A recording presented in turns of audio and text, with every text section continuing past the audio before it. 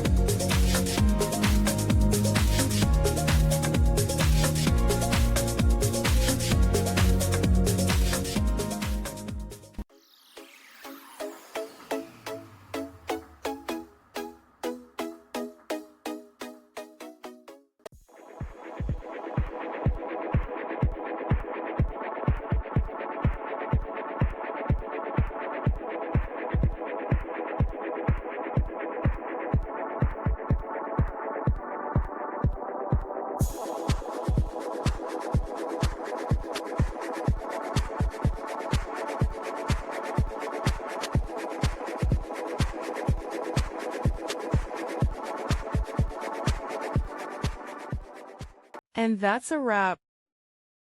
I hope you found the answer you were looking for. If you did, take a second to hit that subscribe button. It really helps out. And let me know in the comments which solution worked best for you. See you next time in the debug zone.